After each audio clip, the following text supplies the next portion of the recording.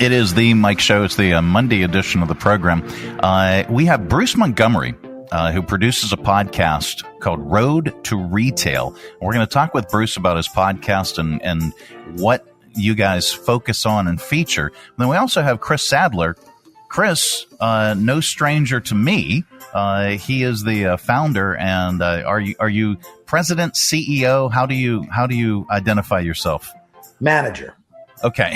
That's just the official term. I mean, what the heck? Yeah. Grand Poobah of Three Roads Brewing and Ballad Brewing. Chris is one of my clients, and now I work with Chris doing events for Three Roads and Ballad Brewing. So I'm pretty familiar with the story, but a lot of folks, they hear our talking points, they hear our ads, they see our events.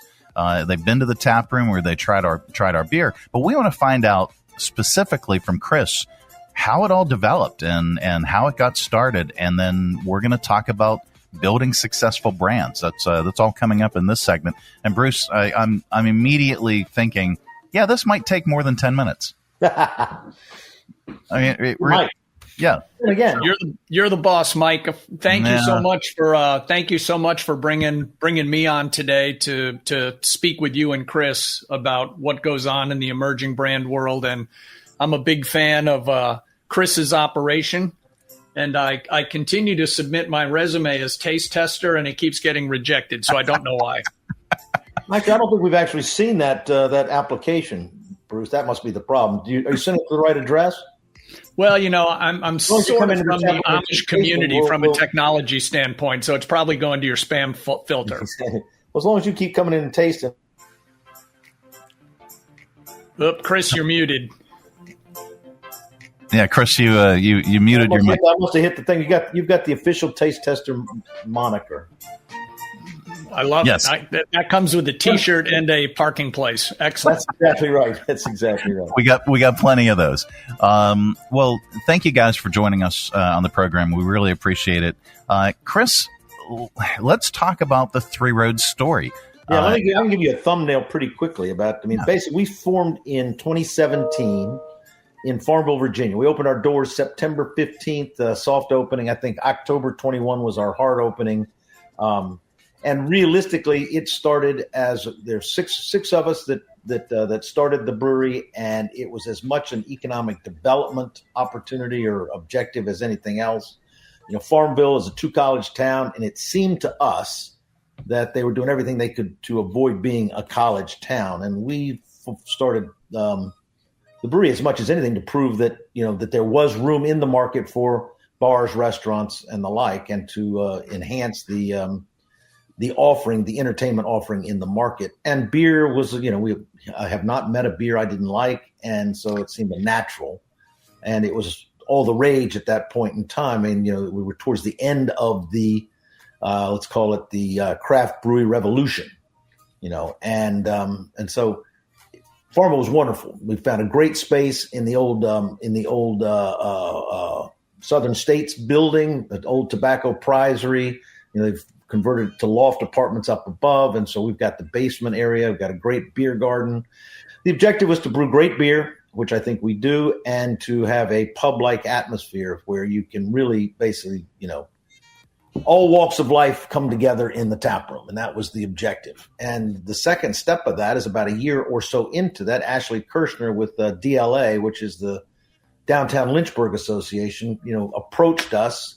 One of the founders is a friend of hers, and they had visited the tap room, and she was laudatory and said, "Hey, would you think about doing a tap room in Lynchburg?" And we said, "Well, heck yeah, we would."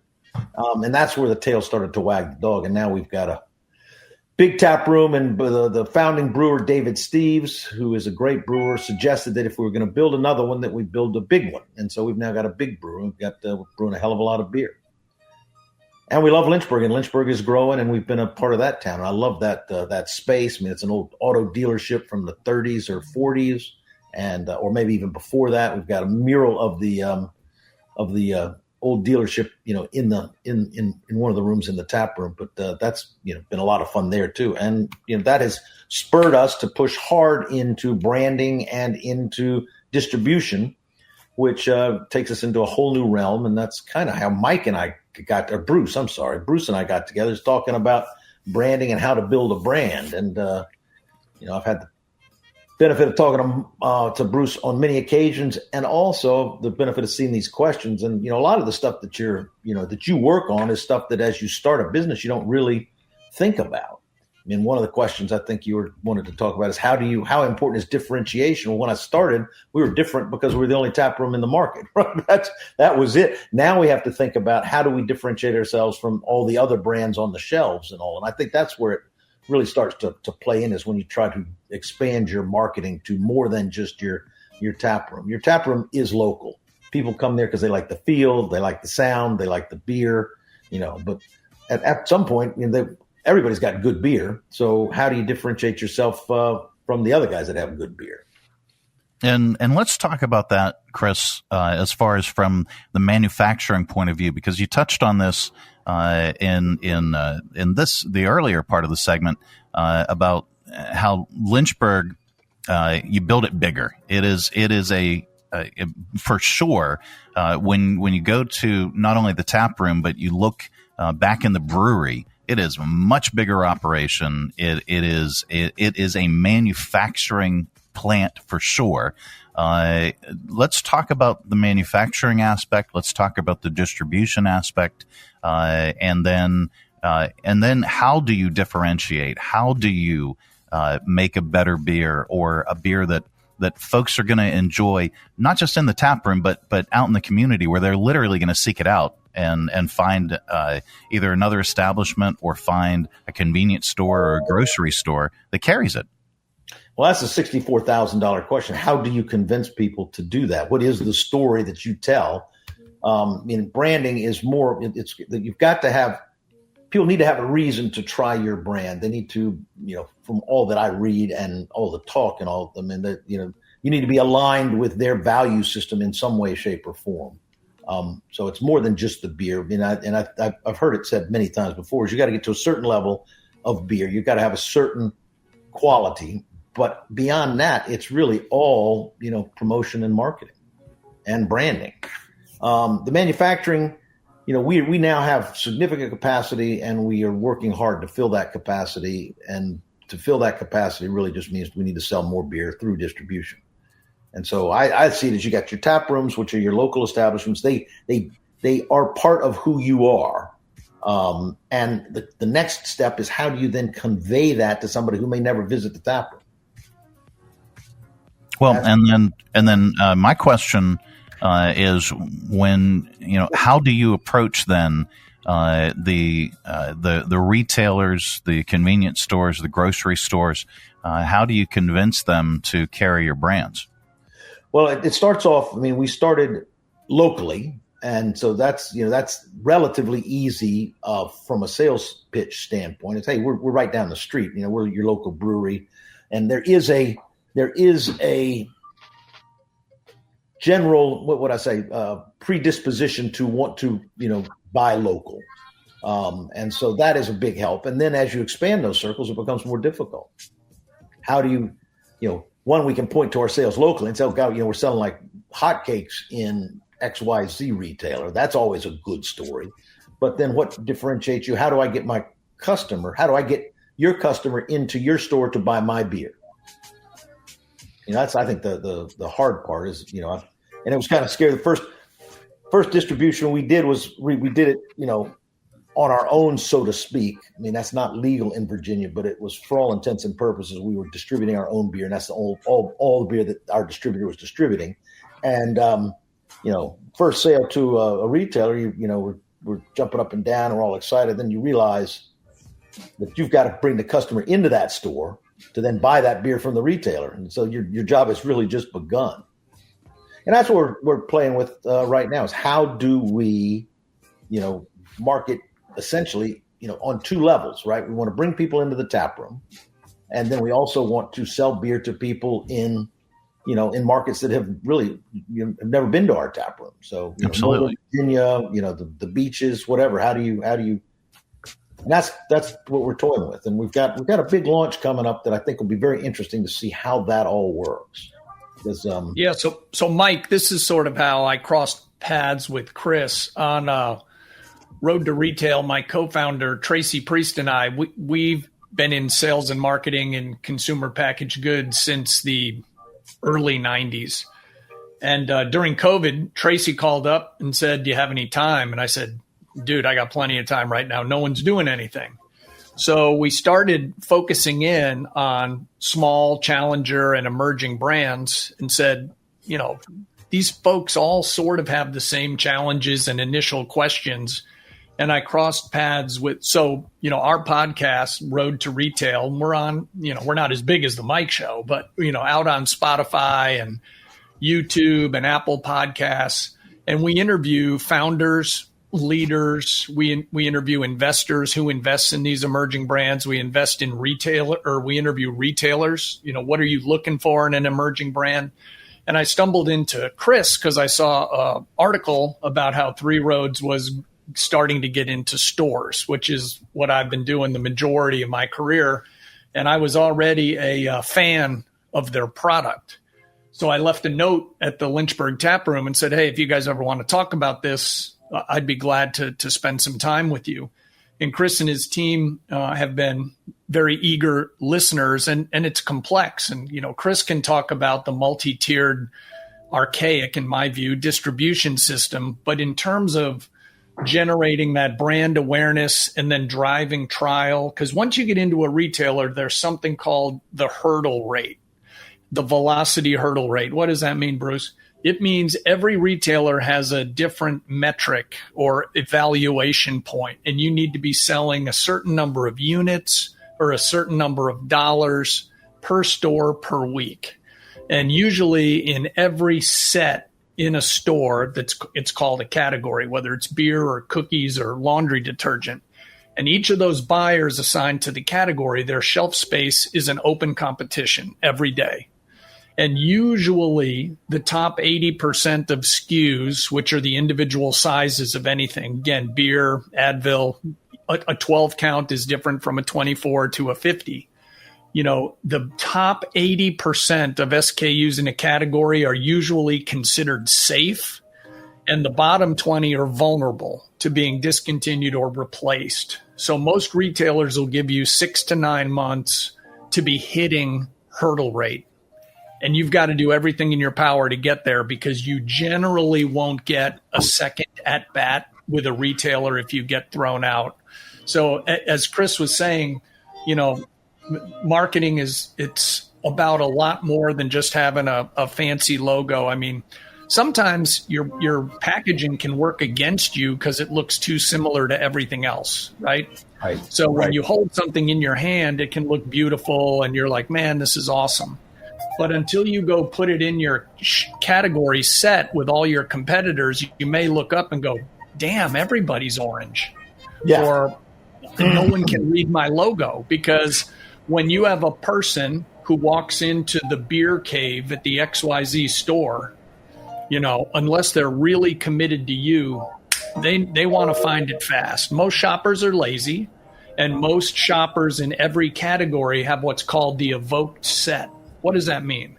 It means I want to go get beer today. And in your mind, pop probably 2 or 3 brands. And you might have a favorite. But if I'm looking for N150, which I always am from Chris's shop, if I can't find that, what do I default to? So the first real hurdle is to elbow your way into as many consumers' evoked set as possible. So it goes brand awareness, brand preference, to brand insistence. And when you hit that last one, you're really cooking then. Bruce, I have a question that I ask all of my clients when I'm doing an initial consultation. And the first question is, what is the number one search engine?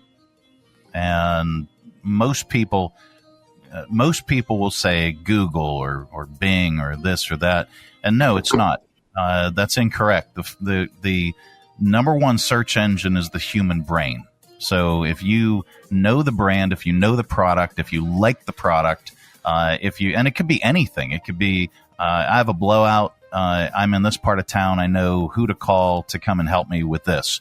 My car broke down. I have a particular mechanic that I choose. I don't need to go on Google to determine where I'm going to take my vehicle. I have my favorite brand. When I go into Three Roads or I'm out and about and I buy a Three Roads beer, I love the Highbridge. That's my favorite. So to your point as well, if that's not available, then I'm going to go to whatever's closest, the next brand down my short list. Yeah, I think you're exactly right, Mike. And that's a great point. I mean, people's first search engine is their own personal experiences. Yeah. It's like, why would I ever eat there again? I felt terrible after I ate there. So, and then the second one I'd say that's very powerful is your trusted, friends and family. Hey, Chris, I need new tires and I just moved here. Where do you go? Right. If he tells me XYZ, I'm probably going to go there first. And if I have a good experience, they move to lead off in my batting order the next time. But if I'm striking out, or in my case, have no friends, then yeah, I'm probably going to Google. Well, I'll be your friend, Bruce. So when we invite folks to come to the tap room, either through an event or a festival or just through advertising, we know that they're going to have a great experience. We know that they're going to really enjoy the atmosphere. We know that they're going to really enjoy the beer. Once we've got them, and we hear this more times than not, this is the first time I've been here. This is, I didn't hear about this place until so-and-so told me about it, or until I saw your event. And once folks come in, and once they experience it for the first time, they're hooked, and they come back again and again and again. So what is, what's the metric, Bruce, for that, or what, how? Yeah. So Mike, Mike, you're uncorking a MBA level class in marketing. So what you're talking about, the equation goes like this. You have to drive awareness. Awareness drives trial. Mm-hmm. Trial drives repeat. And after you have repeat and you hit conversion, where that you become brand used most often. So you have to fill, everyone refers to the sales funnel. I hate the analogy, but it works. You have to do what you can efficiently to get the awareness out there to drive as much trial as possible. And then the product needs to deliver, right? Because most people, even if they come in and try, they're going to give you the old thing. You only get one chance to make a first impression. In Chris's case, you want a good environment where, you feel like you can have fun. The beer's cold. It tastes great. You're probably going to come back. If you go in and, there's some like lunatic with his 9 pet pit bulls, like licking their chops trying to get you, and the beer's flat, you're like, yeah, I don't need that again. So every day for a small brand or a company, it's like a performance, right? It's got to be good. Every day is a performance. I heard an analogy once about Disney World and a Disney executive, this is years ago. And the lady said, she goes, every day at Disney World is the best day of somebody's life, because many families can't afford to go there multiple times. They go once. No, and that is a great analogy as well. Chris, let's talk about this, and let's kind of combine these two. The challenges of running a small emerging challenger brand or business, plus, what does the founder or the founding organization folks need to consider as they're building out the team, as they're building the brand? What do you need to do? Well, that's I'd like to tell you. I wish I knew. I mean, basically, I'm a do-it-yourself kind of guy, and I mean, I like to get advice and talk to people that know more than I do. But at the end of the day, you got to do it yourself for the most part. You can't abdicate it. You can certainly get consultation and the like, but it's a trial by fire, and it's a trial and error sort of an experience, right? I mean, you start off small. And basically you're trying to get beer through the taps in your tap room. And that's your first line. That's how you determine whether you're successful or not. Do people like my beer? Is the environment what they want it to be? And then you grow it, and that's when you start to worry about social media and branding and how do I become, how do I get more people aware of my brand? And now, the real hard part is how do I get more people aware of my brand outside of my home markets, right? For sake of discussion, Farmville and Lynchburg and Danville are relatively easy because we're there. Northern Virginia, Richmond's a very competitive market, and we're bumping into lots of headwinds in that market just because we're not from Richmond per se. You go to the beaches, et cetera. All of those are difficult. You just take toehold after toehold. But I like your analogy or your funnel, Bruce, in the sense is, really what that brought me back to is awareness is what we've got to. We've really got to spend a lot of time, and we're still at the awareness step. And then the other thing, I'm sorry, Chris. I would say the other piece that I think is really important is the differentiation, because I love my packaging. I am partial to it. I think it's great.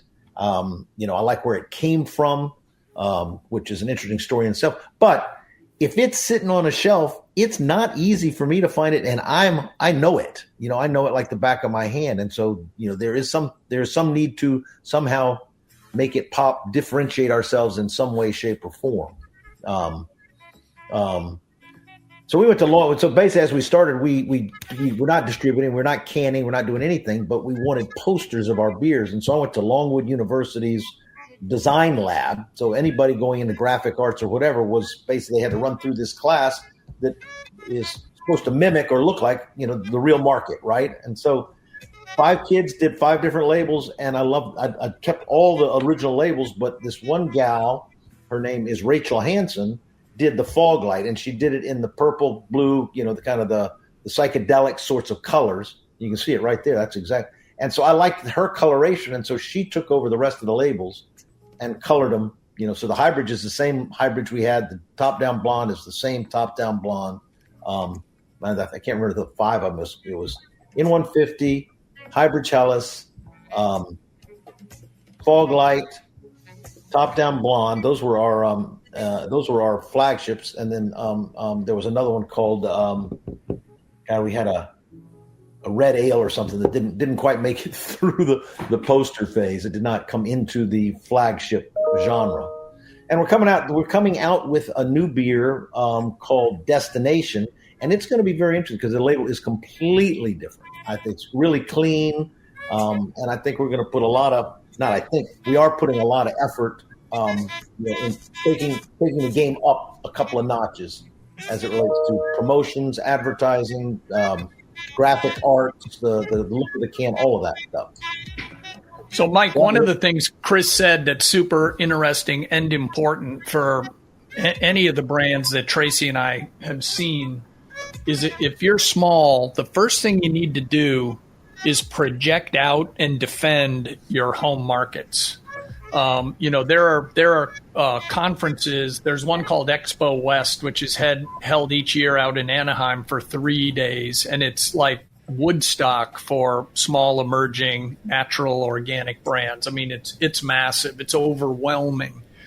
But we'll talk to brands, and they're like, "Hey, I talked to so-and-so retailer from Phoenix, and they're willing to put me in." And I'm like, "But you're a New England-based snack company. Why would you do that? No one's heard of you. You don't have the marketing dollars to win there." So if you think about it in a series of like concentric circles, in our instance here in Lynchburg, start in Lynchburg. And then if you can, go to Roanoke, get up to Charlottesville. Because like Chris says, you get into Richmond, no one's heard of you. You go to Virginia Beach. It's not that you can't win, but it's going to be tougher, riskier, and probably a lot more expensive. That's exactly right. And the concentric circles, I think whether it's just natural but it was clear to me at the very outset that first we needed to own Farmville, and then we had to own Lynchburg. And we really, And that's where the beer's the freshest, and that's where you've got some pull as to being local. Then hopefully you've built a reputation that you can start to grow those circles wider and wider and wider, and start to head into the farm, the Richmonds, and at least people will have you'll have some customers that know who you are. And Mike, some of the things that you're doing with Chris's team are super important to building a brand. I mean, Chris, I've only been to the Lynchburg facility. I've been accused of loitering at certain times when I'm there a lot. Yeah, but we never kicked you out. Right. No, not yet. But it feels good. It's nice. It's a great environment. And then, the events and people you bring in, I mean, there's all kinds of different things that appeal to a ton of different people, but it's always interesting. And if people start associating good beer with a cool environment, a good time, there's not people in there that, drink 10 beers and want to fight, there's no baloney, right? So, and that all goes into building brands that are fun. I mean, you look at what's happened to Nike, they lost their edge with athletes and performance, and they hired a CEO and who I'm sure did what he was told. He went totally digital, built the hell out of their e-com business, but kind of abandoned retailers and kind of dumbed down the performance edge, right? I'm an old basketball player. I'm not LeBron or Michael Jordan, but damn, I want to wear shoes associated with winning, right? And performance. Yep. Well, it is a fun. Take it from me, because I'm there frequently, whether it's for work or not. It is an extremely fun environment. It's an effortless environment in terms of the folks are at all the tap rooms. The folks are genuine. It has been an organic community building process. I think I appreciate that, because that's exactly, each one has its own personality and has really taken on the personality of the people that work there, it's really fascinating in its way, because they are all they're similar in many respects, but they're also each individual and unique. The other thing, Mike, that Chris can articulate certainly better than me, because he's the founder and he's the boss.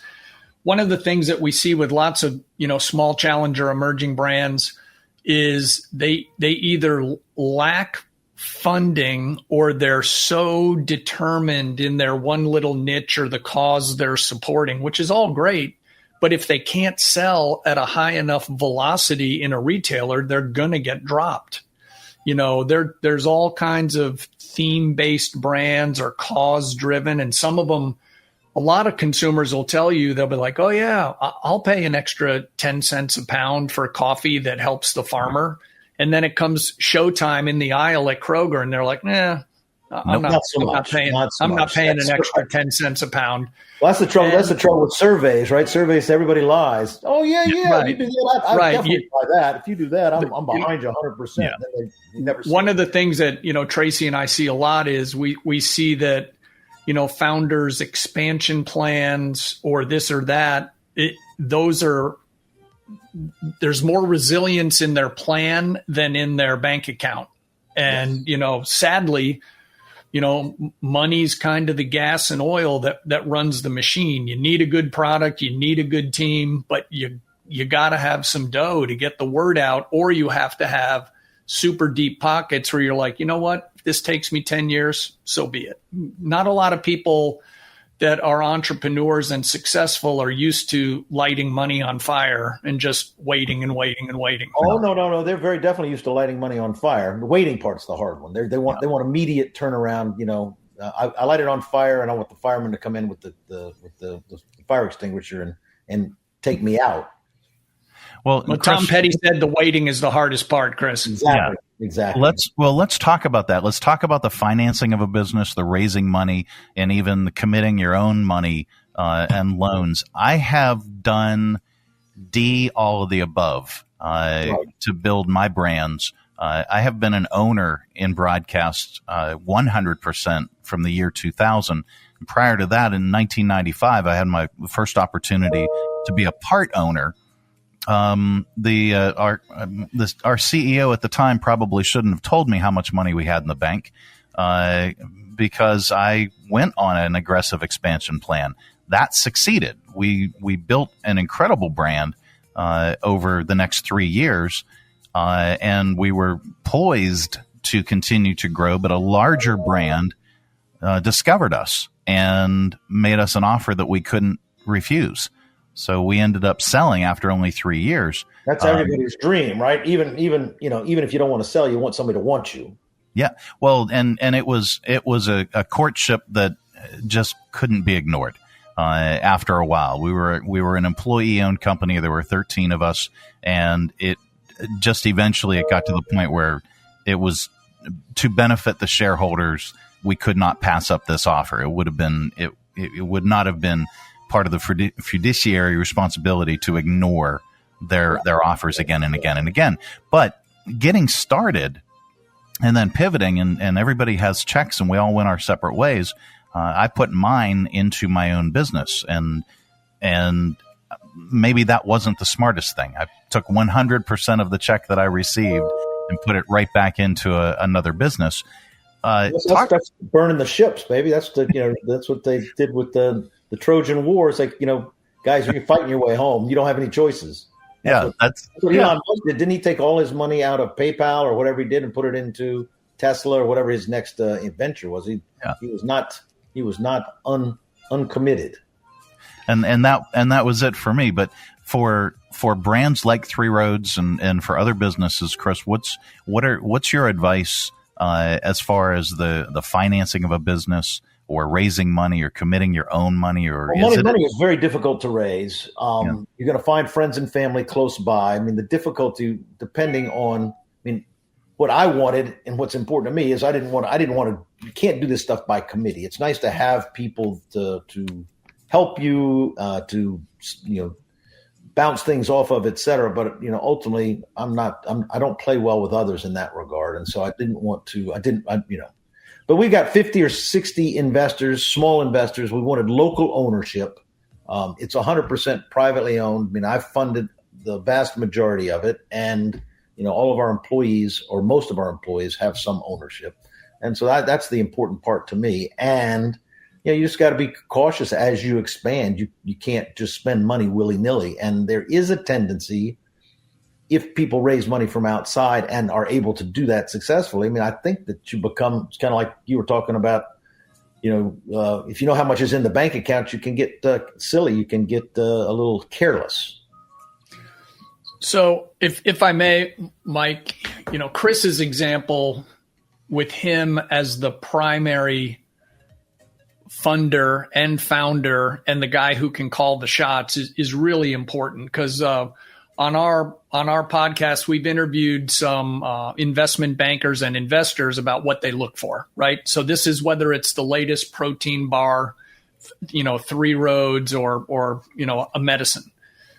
You can go to friends and family, which is risky, but at least they know you, and they'll know that, Chris works hard, and even if it doesn't make it, it's not because he mailed it in. But to be perfectly honest, we've heard stories that leads to some, uncomfortable family dynamics, because Uncle Frank might have given you $25,000, and to him that is a ton of money. And if you go under, you might get sideways looks for the next 3 Thanksgivings. There's places like Kickstarter where you can fund. There are places like a group called Kick Further, which fund inventory if you have POs. So that helps you manage your cash flow. They're a very interesting place. Then if you get a little bit bigger, there's all kinds of investment firms that deal with angel funding, venture funding. But one thing, we just had a woman founder on. She said, the worst thing I ever did was take any money, because I didn't take much, but now I have a voice at the table and they ask me a ton of questions. So she said, if I did it again, I would either take no money or I'd take more, because to just take a little, and you still got depending Still got the voice at the door, but you don't have the amount of money. What I've found in my real business life is that it's usually the small investor that makes the most noise. The bigger guys, if you got the guy that puts $1 million into a business, he is like, okay, I understand the business, and I'm not going to bother these guys. It's the guy that's got 50,000 in it that says, asking questions every time that you spend an undue amount of time with. I think that the ability to make your own decisions and the like, and then if you're going to take money, I think what your person was saying is exactly right. Go big. Yeah. So there are a number. I've had conversations with a number of these crowdfunding type places that are pushing into the beverage space, and so there is an opportunity, a potential opportunity there. I don't know if you guys are aware of or familiar with Island Brands. They're out of Charleston, South Carolina, and they were pushing. They raised $5 or $6 million through one of these Kickstarter type campaigns, and have used that to expand up and down the East Coast. I think they're doing well. I think they got themselves a $5 or $6 million war chest, and that's probably enough to make a big difference. Yeah, a couple of other things here, Mike, about taking money from people. We interviewed a woman. Her episode is not posted yet. Her name is Teddy Townsend, and she's with CG Sawaya Partners, a pretty big consumer packaged goods investment bank up in New York. And Teddy said one of the big things that emerging brands make a mistake is the capital they take. There's not alignment on the goal, right? Right. Some people want to run a brand and turn it over to their grandchildren. Most people want to give you money and get a return in a certain period of time. And that's why they want to build it and sell it. I mean, that's the only way you get the money out of it, right? So that's right. Or they at least want Chris to buy out, Mike, the minority shareholder, so they can go do something else. Right. So that was a really interesting point she talked about. And then the two other things, and Chris touched on this a bit, is when you take capital, I'm going to oversimplify. There's really two buckets, right? There's the people who can just write the check. And like Chris said, they're sort of sophisticated. They know they're taking a risk. They might know the business. They'll ask some questions, but they'll be calm, maybe. The other type of money you can take is value added capital, where let's project into Chris's world here for a second. Maybe it's someone who has a really good distributor business into, say, Wawa, and they want to invest some money. So they bring more to the table for Chris and his firm than just cash. They bring some access, or at least potential access, into Wawa, which could be helpful to Chris as he tries to project out his concentric circles. So, having value-added capital and some of these other consumer packaged goods businesses, Mike, that's important, is finding people that might be really well connected at Walmart, or they really know digital marketing, or they know how to sell on Amazon. So these are the things you need to weigh. If I invest with Chris is thinking, what does Bruce bring to the table that's actually helpful to me aside from a check? Absolutely. And the experience and the knowledge and the connections that you could bring to that as well is literally invaluable. We're talking with Bruce Montgomery from Road to Retail, Chris Sadler, founder of Three Roads Brewing, on the Mike Show. Went a little longer than 10 minutes. Yes, it did. We should do this again. There's other things that we can talk about. This was a tremendous introduction to an incredible brand, one that I believe in wholeheartedly. And you can find us there each week. At either Three Roads in Lynchburg or Three Roads at Farmville, Ballad Brewing down in Danville, which we haven't touched on, but we will in let's say part 2. We'll talk on Ballad Brewing as well. Bruce and Chris, final thoughts. Well, Mike, thanks for having us on. I always enjoy spending time with Chris talking about Three Roads. I'm a big fan of what he and his folks are building, and I always bring a knife and fork for my N150. That baby is a meal. If anyone wants to learn more about what we're doing, our podcast, Road, the number 2 Retail, it's out on all Apple Podcasts, Spotify, or the website, www.road2retail.com. we'd love to help. Love small emerging challenger brands. Entrepreneurs intrigue me because most of them are all gas, no brake. Well, thanks a lot for having Mike. This is fun, and absolutely. Well, I like the opportunity to talk about our beer, and always good to hear what Bruce is thinking about, because he's got the. It's fascinating to me how much talent we have in Lynchburg. I mean, it's a hell of a town. Likewise, I agree wholeheartedly. Check out Three Roads. You can visit the tap rooms, 1300 Court Street in downtown Lynchburg and Farmville as well. And again, Ballad Brewing down in Danville. Go to the number 3roadsbrewing.com for more information and follow their social media. Guys, thank you so much. We really appreciate it, and looking forward to talking with you again soon. Awesome. Thanks, Mike. See you, Chris. See you, Bruce. It is the Mike Show. Coming up a little bit later on, we have your audio vault. Stay tuned.